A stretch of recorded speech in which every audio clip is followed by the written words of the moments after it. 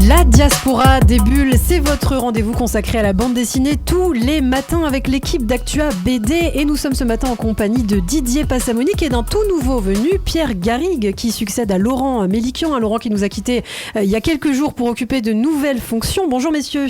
Bonjour. Bonjour Elena. Et ravi de vous accueillir en studio ce matin. Bienvenue Pierre dans la Diaspora des Bulles. Vous êtes fan de BD aussi Pierre ? Oui, tout à fait. Ouais. Je suis la BD jeunesse principalement pour Actua BD. Voilà, je vous remercie en tout cas de m'accueillir.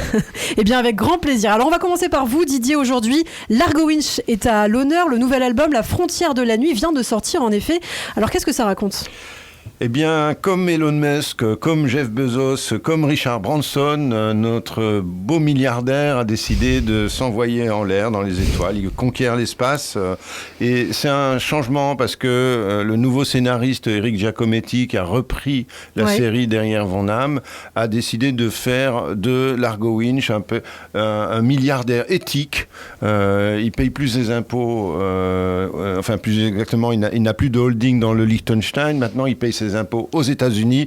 On nous dit pas si c'est dans le Delaware où les impôts sont plus favorables, mais en tout cas, il s'applique à avoir maintenant une politique sociale et écologique. Et d'ailleurs, dans les premières pages du livre de cet album, il jette un des patrons d'une de ses filiales par la fenêtre parce qu'il emploie des enfants dans les mines d'étain qui sont ces matériaux qui sont nécessaires maintenant pour les smartphones. Donc on voit que Largo Winch est entré complètement dans la modernité.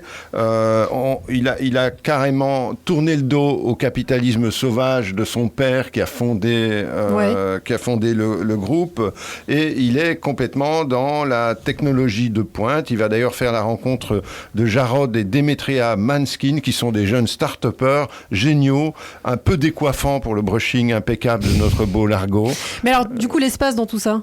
Eh bien, j'en ai un peu parlé, mais ce seront surtout les deux Jones, Jarod et Demetria, qui vont envoyer Largo en orbite. Mais évidemment, dans l'ombre, il y a de mystérieux ennemis qui vont jouer leurs cartes, car ils savent, à l'instar d'Alien, que dans l'espace, même Largo, on ne l'entendra pas crier.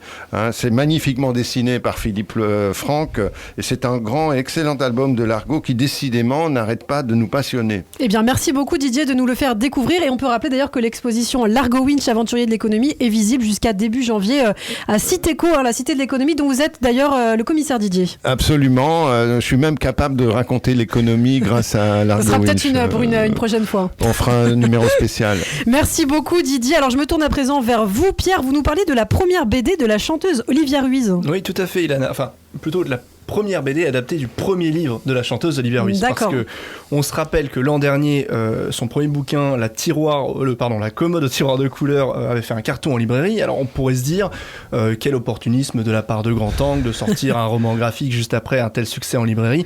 Mais non, parce que Olivia Ruiz l'assure, elle avait déjà réfléchi à un roman graphique dès la parution du livre. Alors grand bien nous fasse, parce qu'ici on est un peu plus BD que roman, et ça nous permet de découvrir une histoire pleine de bons sentiments, et puis ancrée dans l'histoire avec un grand H, puisque on va le voir. Et justement, cette histoire, c'est la même que celle du livre. Voilà, c'est ça, puisque elle est redécoupée, bien sûr, pour tenir dans un format BD de 80 pages, mais elle s'intéresse au même thème, à la passation, à la transmission de sentiments entre grand-mère et petite-fille, et puis surtout à une histoire avec un grand H qui est celle de l'Espagne franquiste. Alors je vais résumer sans spoiler. La narratrice, qui n'est pas Olivia Ruiz, puisque ni le roman ni la BD ne sont autobiographiques, hérite au décès de sa grand-mère de son étrange commode au tiroir de couleurs. Or, dans chacun de ces tiroirs sont rassemblés les souvenirs de la grand-mère. Et de fil en aiguille, de lettre en lettre, on va découvrir le drôle de destin de cette femme, Rita, qui a dû fuir, alors qu'elle était seulement ado, l'Espagne franquiste, pour s'installer en France, où elle découvre l'amour, et puis surtout tente de lier ses racines espagnoles à sa nouvelle terre narbonnaise.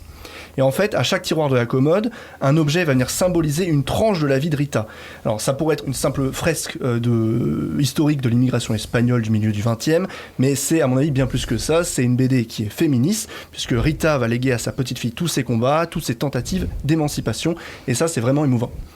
Alors le livre est très beau, plein de la couleur qu'Olivia Ruiz sait insuffler dans ses chansons. Couleur chocolat aussi. Voilà, c'est un peu. Alors, en fait, les couleurs sont très sucrées. Voilà, très sucrées. Je sais pas comment les décrire autrement.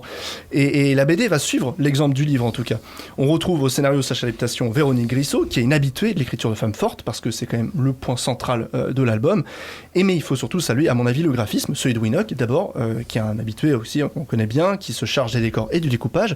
Et puis celui d'Amélie Cosse, dont c'est le premier album, et dont les traits sensuels et délicats, tout au crayon, apportent un peu de tendresse à un récit qui met parfois la larme à l'œil. Bon, donc décors et personnages ont des dessinateurs différents. Ouais, tout à fait. Et moi, je trouve très intéressant d'avoir comme ça distingué dessin des décors, mise en scène et personnages.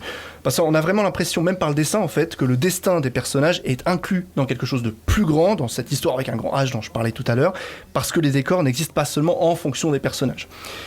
Quant aux couleurs, signé Amélie Cosse, donc j'en parlais, elles sont brillantes, lumineuses et sucrées, et c'est une petite touche de joie de vivre dans un récit qui, comme je le disais, aborde parfois des termes assez durs.